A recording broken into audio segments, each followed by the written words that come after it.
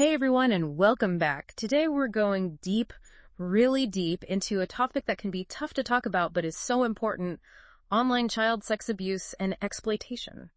It's definitely something we need to be talking about more. Yeah, for sure. And to help us do that, we're going to be diving into an interview with Rue Powell. Oh yeah, Rue Powell. She founded SOSA, that's Safeguarding Our Students and Athletes. And you might also know her from that TV show Undercover Underage. Oh, I see that. It's pretty wild. It really is. And one thing that's so shocking is how often this isn't about, the stereotypical creepy stranger lurking in the dark.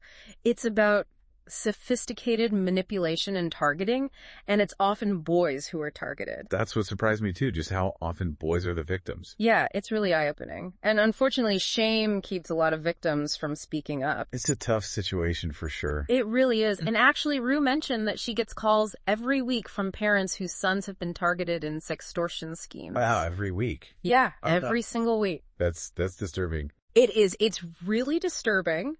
And the thing is, these operations are often very organized and sophisticated. So what does that actually look like, one of these sextortion schemes? Well, Rue described a pretty typical scenario where a boy, let's say middle school or high school age, is contacted online by someone who appears to be a girl their age. Right.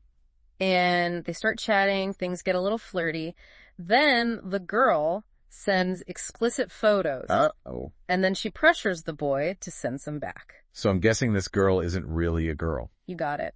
Rue and her team have found that this often isn't just a simple peer-to-peer interaction. It's often a calculated scheme run by extortion rings. Oh, wow. So they're using, fake profiles. Exactly. Sometimes even using images of children they've already exploited to trap more victims. So it's just like this awful cycle. Yeah, it's like a horrifying chain reaction. And once they have those photos, the demands start coming in. They threaten to send the boy's photos to his family, his friends, everyone he knows, unless he pays. Oh my gosh, the pressure that puts on a kid, it's unimaginable. Absolutely. And the thing is, they're really good at what they do. Rue's team actually created a decoy account using an aged-up photo of Rue herself. Really? Yeah, and even though the profile was completely non-sexual, predators still targeted it. So it's like they're just looking for any opportunity. They're aggressive, they're relentless, and they're really good at manipulating young people. It's terrifying. It really is. And this brings up a really important point that Rue made.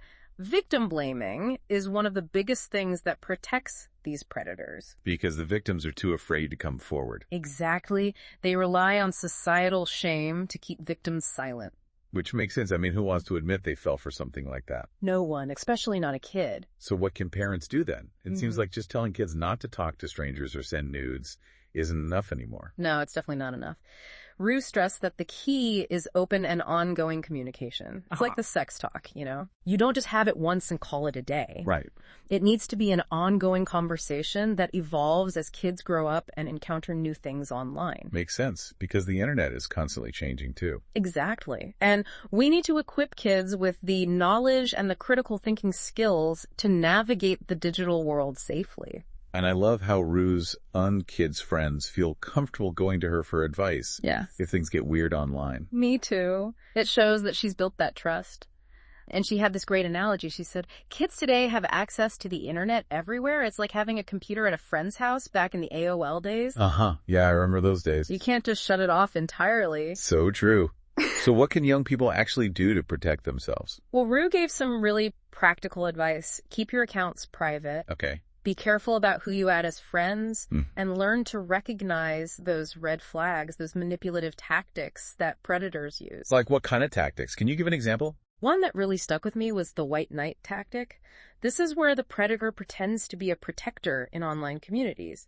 They act like they're there to help and support kids. Oh, wow. So they gain the child's trust and then they exploit them. That's awful. It is. It's really insidious. And it preys on that very basic human need for connection and validation, which is even stronger during those vulnerable teenage years. Absolutely. Kids just want to fit in and feel accepted. Exactly. They're looking for belonging, and predators know how to exploit that. Right. And what's even scarier is that it's not just limited to, the obviously risky apps. What do you mean? Rue warned that any app with a communication feature can be used to target children, even something as seemingly harmless as a coloring book app. Really? A coloring book app? It's crazy, right? It just shows that we can't be complacent. Predators are constantly evolving their tactics, always looking for new vulnerabilities. Like a never-ending game of cat and mouse. It's a digital arms race, for Yeah. sure. So with all of that in mind, what's Rue's advice for teens specifically? Her advice is pretty blunt. Don't send nudes. Ever. Good advice. But she also recognizes that, sometimes, despite all the warnings, it happens. Yeah, kids make mistakes. So she adds, if you do, for whatever reason, make absolutely sure your face isn't in them. That's about harm reduction. Exactly. It's a harsh reality, but sometimes harm reduction is the best we can do. And if something does happen, there are resources like the National Center for Missing and Exploited Children, NCMEC. They have tools to help remove photos shared online. Okay, that's good to know. But it feels like even with all those resources, prevention is still key. It absolutely is. Yeah. We need to create a culture where kids feel empowered to speak up and seek help without being judged. And that's where trusted adults come in, right? It's not just about parents. It's about anyone who interacts with kids. That's right. Even people without kids in their lives can play a huge role. Rue talks about the cool aunt role. Being that adult a kid can confide in without judgment. Yeah, that makes a lot of sense. We need to create a network of support where kids feel safe to reach out no matter what. It was really heartwarming to hear that Rue is listed as our call if in trouble in some teenagers' phones. Oh, that's really sweet. It shows how much they trust her. It really does. And speaking of impact, let's talk about how Rue's bringing this issue to a wider audience through her TV show, Undercover Underage. Yeah, that show is pretty intense. It is, and what's so powerful about it is that it shows viewers just how quickly and easily online predation can happen. It doesn't just tell, it shows. Right, exactly. It visually demonstrates the tactics predators use and the devastating consequences of these crimes. And that kind of media coverage can really get people talking and thinking about this issue. And it can have real-world consequences, like pushing for better legislation to protect children. Oh, definitely. Like how SOS helped pass a law in Connecticut, making it illegal to communicate with a minor in a sexual manner. And that's something that's surprisingly not illegal everywhere. It's shocking, right? It really is. And Rue's goal is to push for a higher age of consent nationwide. So she wants to make 18 the age of consent across the board. Exactly. She argues that if 18 is the age for voting and military service, should also be the age of consent for sexual relationships. It's hard to argue with that logic. And media coverage like Rue's show helps bring these issues to the forefront. It drives the momentum for change. It keeps the pressure on lawmakers, too. And it's not just about pushing for new laws. Media attention also shines a light on successful prosecutions, which can lead to stronger punishments for perpetrators. It shows that they're not getting away with it. Exactly.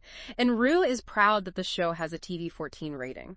So teens can watch it. Yeah, it makes it accessible for teens and families to watch it together and have those important conversations. It's a powerful tool for education and awareness. Absolutely. Yeah. And I love her suggestion that parents make following SOSA on social media a condition for allowing their kids on TikTok. Me too. It's such a creative way to make sure they're getting reliable information and resources.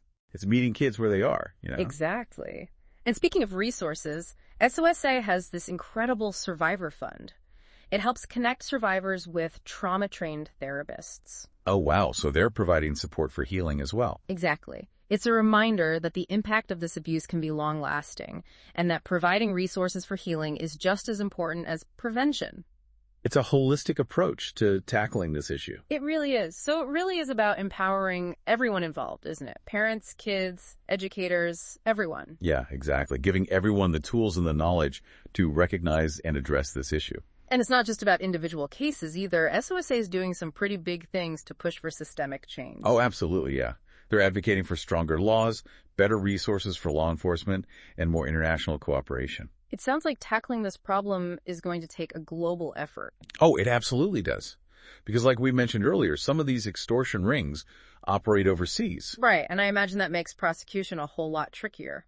It does, yeah. Trying to prosecute cases that cross international borders, it's incredibly complex. I can imagine. I mean, you've got different laws in different countries, different levels of cooperation. Right. And sometimes even like conflicting legal systems. So just gathering evidence and extraditing suspects, it sounds like a logistical nightmare. It can be, yeah. It really can. And that's where organizations like Interpol come in. So they're helping facilitate cooperation and information sharing between countries. Exactly. Because it's not just about catching the individual perpetrators.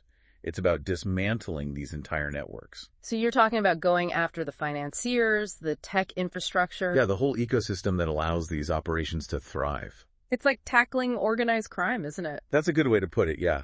It requires a multifaceted approach. You need law enforcement, technology companies, international organizations all working together. That's a tall order. But it sounds like some progress is being made. There has been, definitely. Law enforcement is getting better at tracking these guys down.